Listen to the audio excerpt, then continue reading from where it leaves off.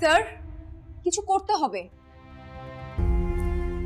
ওই মেয়েদের সাথে ভয়ঙ্কর কিছু হচ্ছে। প্রমাণ ছাড়া আমরা কিছুই করতে পারবো না। ওটা শহরের সবচেয়ে সম্মানিত হোস্টেল। বন্ধুরা, আজকের ভিডিওটা শুরু করার আগে চ্যানেলটিকে লাইক, সাবস্ক্রাইব করে শেষ পর্যন্ত সঙ্গে থাকবেন। ভিডিওটিকে কোথা থেকে দেখছেন অবশ্যই জানাবেন। বন্ধুরা, এই গল্পটি ঢাকা শহরের একটি গার্লস হস্টেলের ভেতরে তরুণী মেয়েদের উপর চলতে থাকা গোপন শোষণ ও ব্ল্যাকমেইলিং নিয়ে। বাইরে থেকে এই হোস্টেল দেখতে ছিল নিরাপদ ও দারুণ সুন্দর, কিন্তু ভেতরে মেয়েদেরকে মিথ্যে প্রতিশ্রুতি, ক্যারিয়ার ও টাকার লোভ দেখিয়ে ভাসানো হতো। তারপর চালানো হতো ব্ল্যাকমেইল এবং জোরপূর্বক কাজে বাধ্য করার নোংরা খেলা। এই খবর আইপিএস অফিসার ভাবনা চৌহানের কানে আসে, কিন্তু কোনো প্রমাণ ছাড়া কোনো পদক্ষেপ নেওয়া সম্ভব ছিল না। তাই ভাবনা একটা বড় ঝুঁকি নিলেন। তিনি ছদ্মবেশে এক সাধারণ ছাত্রী সেজে হোস্টেলে থাকতে শুরু করলেন। ধীরে ধীরে একই জাল ভাবনার উপরও ফেলা হলো। এক রাতে পরিকল্পনা করে তার ঘরে পাঠানো হলো এক অচেনা যুবককে। মকসদ ছিল তাকে ফাঁসানো। ভাবনা চুপচাপ রইলেন।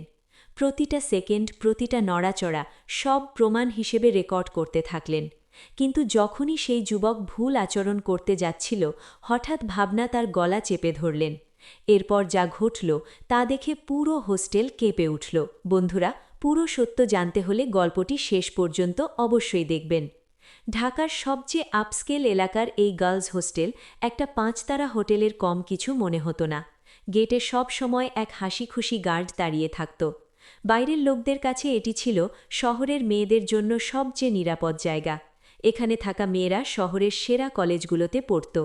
দূরে থাকা তাদের মা বাবারা নিশ্চিন্ত ছিলেন, বেটি তো নিরাপদ জায়গায় আছে।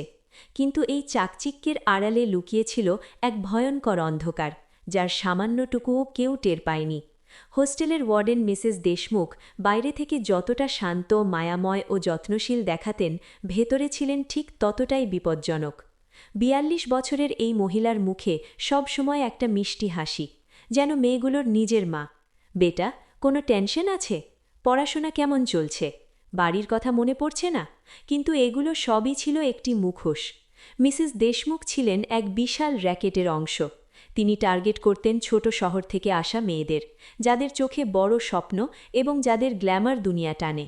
ওই মেয়েদের বিশ্বাস অর্জন করে তারপর পরিচয় করিয়ে দিতেন তথাকথিত বড় প্রডিউসার, মডেলিং ব্রেক দেওয়া লোকদের সাথে। পার্টিতে নিয়ে যেতেন, ড্রিঙ্কসে কিছু মেশানো হতো, মেয়ে অজ্ঞান হলে তার আপত্তিকর ছবি ও ভিডিও বানিয়ে রাখা হতো। এইভাবেই শুরু হতো ব্ল্যাকমেইলের নরকীয় খেলা। সেই ছবির ভয় দেখিয়ে মেয়েদের চুপ করানো হতো, টাকা আদায় করা হতো এবং তাদের বারবার প্রভাবশালী লোকেদের কাছে পাঠানো হতো। অনেক মেয়েই ভিতরে ভিতরে ভেঙে পড়ছিল, কিন্তু পরিবারের মান সম্মান আর ভবিষ্যতের ভয়ে কেউ কিছু বলতে পারত না। হোস্টেলের 4 দেওয়াল যেন তাদের জন্য হয়ে উঠেছিল এক কারাগার। আইপিএস অফিসার ভাবনা চৌহান অফিসে বসে গভীর মনোযোগে একটি ফাইল দেখছিলেন। তিনি ছিলেন ঢাকার সবচেয়ে তরুণ ও তেজস্বী অফিসারদের একজন। তার নাম শুনলেই বড় বড় অপরাধীর গায়ে কাঁপন ধরত। কয়েক সপ্তাহ ধরে তার কাছে খবর আসছিল নলিনী গার্লস হোস্টেলে কিছু ভয়ঙ্কর ঘটনা ঘটছে। কিছু মেয়ে হঠাৎ বেশ ধনী হয়ে গেছে, আবার কিছু ডিপ্রেশনে গেছে। এক মেয়ে আত্মহত্যা করারও চেষ্টা করেছিল, কিন্তু বিষয়টি চাপা দেওয়া হয়। ভাবনার সন্দেহ বেড়ে গেল। তিনি টিমকে কাজ করতে বললেন, কিন্তু কোনো ফল মিলল না। হোস্টেলের সিকিউরিটি এতটাই কড়া যে ভেতরে মাছি ঢোকাও কঠিন। মেয়েরা কারো সাথে কথা বলতো না, ভয়ে কাঁপত, বলতো সব ঠিক আছে। এক সন্ধ্যায় ভাবনা তার সিনিয়র মিস্টার মূর্তির সাথে কথা বললেন। স্যার, কিছু করতে হবে, এই মেয়েদের সাথে ভয়ঙ্কর কিছু হচ্ছে। মূর্তি বললেন, প্রমাণ ছাড়া আমরা কিছুই করতে পারবো না। এটা শহরের সবচেয়ে সম্মানিত হোস্টেল। ফাঁকা সন্দেহে রেড করলে ডিপার্টমেন্টের সম্মান নষ্ট হবে। ভাবনার চোখে দৃঢ়তা। তিনি বললেন, তাহলে আমি নিজেই গিয়েই সত্য বের করব। মূর্তি চমকে উঠলেন। ভাবনা, এটা খুব ঝুঁকিপূর্ণ। তোমার পরিচয় ফাঁস হলে জীবনও ঝুঁকিতে পড়বে। ভাবনা ধীর কণ্ঠে বললেন, স্যার, ইউনিফর্ম আমি জীবন বাঁচানোর জন্য নয়, ন্যায় প্রতিষ্ঠার জন্য পড়েছি। এই মেয়েদের আমাকে দরকার। মূর্তি তার চোখের দৃঢ়তা দেখে রাজি হলেন।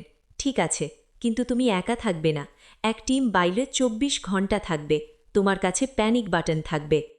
অপারেশন শুরু হলো। Operation girls hostel. 1 সপ্তাহ ধরে ভাবনা নিজেকে বদলে ফেললেন। আইপিএস অফিসারের তেজি রূপের বদলে তিনি এখন লাজুক সাধারণ এক মেয়ে সুমন শর্মা।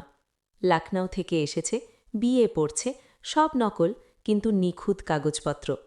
সাধারণ জিন্স টি শার্ট, চুল বাঁধা, মুখে সরলতার ছাপ। হস্টেলে ঢোকার সময় তার বুক ধুকপুক করছিল, অপরাধীর ভয়ে নয়, ধরা পড়ে যাবার ভয়ে। মিসেস দেশমুখ মিষ্টি হাসি দিয়ে বললেন, ও তুমি সুমন, এসো বেটা, বসো। ভাবনা মাথা নিচু করে বলল, জি ম্যাম। তিনি পেলেন রুম 108। রুমমেট প্রিয়া, এক প্রাণোচ্ছল পার্টি প্রেমী মেয়ে।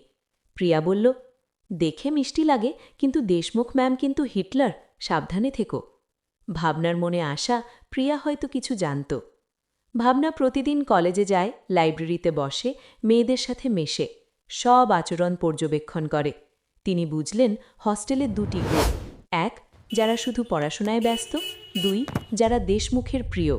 মহামূল্যবান পোশাক, ব্যয়বহুল ফোন, উইকেন্ডে পার্টি, নিয়মভঙ্গ করে রাত করে ফেরা। ভাবনা ইচ্ছে করে প্রিয়ার সামনে বলতে শুরু করল, ইস যদি আমিও মডেল হতে পারতাম, টাকা খুব দরকার। প্রিয়া বলল, টেনশন নেবি না, দেশমুখ ম্যামকে বলবো। ভাবনা জানত এটাই ফাঁদের প্রথম ধাপ। 2 দিন পরে দেশমুখ ভাবনাকে ডাকলেন। সুমন বেটা, শুনেছি তুমি কাজ খুঁজছ? ভাবনা সরল ভঙ্গিতে বলল, জি ম্যাম। দেশমুখ বললেন, আমার খুব ভালো এক বন্ধু আছে, ফিল্ম প্রডিউসার, নতুন মুখ খুঁজছে, তোমাকে ওর সাথে দেখা করতে হবে। ভাবনার বুক কেঁপে উঠল। খেলা শুরু। তিনি প্রয়োজনে খুশির অভিনয় করলেন, সত্যি ম্যাম, কি পরব, কবে যাব? এই শনিবার পার্টিতে, সেখানে দেখা হবে। শনিবার রাতে ভাবনা সাধারণ কিন্তু সুন্দর পোশাক পরল। প্রিয়া বলল, আজ তো একেবারে আগুন লাগিয়ে দিচ্ছিস। ভাবনা শুধু হাসল। সে জানত এই পার্টি চাকরি দেওয়ার নয়, ফাঁদ পাতা। পার্টিতে ব্যবসায়ী, প্রডিউসার সবার উপস্থিতি, মদ সিগারেটের ভরপুর পরিবেশ। দেশমুখ ভাবনাকে নিয়ে পরিচয় করাল। এ হলেন মিস্টার ভার্মা। ভার্মা তাকে ওপর থেকে নিচে নোংরা চোখে দেখে বলল, হ্যালো বিউটিফুল। এক ওয়েটার ভাবনার হাতে ড্রিঙ্ক দিল। ভাবনা জানত এতে কিছু মেশানো আছে। তিনি সুযোগ বুঝে ড্রিঙ্কটি টবে ঢেলে দিলেন। সারা পার্টি তিনি মাতাল হবার অভিনয় করলেন, লড়বড় করে হাঁটা, অস্পষ্ট কথা। ভার্মা আর দেশমুখ সন্তুষ্ট, শিকার ফাঁদে পড়েছে।